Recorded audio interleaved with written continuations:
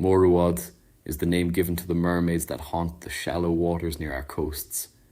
The word is composed of mur, sea, and oich, maid. The mermen do not seem on the whole to be an attractive or interesting class. Their hair and teeth are green, their noses invariably red, and their eyes resemble those of a pig. Moreover, they have a penchant for brandy, and keep a lookout for cases of that article that go astray in shipwrecks. Some naturalists attribute the hue of their noses to extra indulgence in that liquor. It is little to be wondered at that their young women occasionally prefer marriage with a coast farmer. The wearing of a nice little magic cap, the Cohulin Druith, is essential to their well-being in their country below the waves, and the mortal husband must keep this cap well concealed from his sea wife. Instances are rife of desolation made in families by the inadvertent finding of it by one of the children, who, of course, shows it to his mother to learn what it is.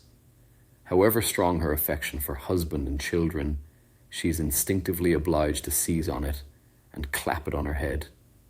She tenderly embraces her children, but immediately flies to the sea brink, plunges in, and is seen no more.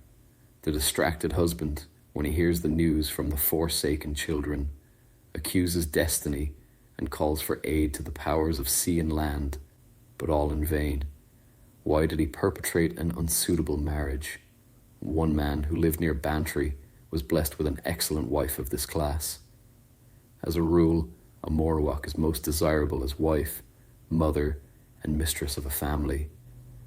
They would have lived comfortably, but many sea cows, aware of her original condition, would persist in coming up to graze on her husband's meadows, and thus be near their relative.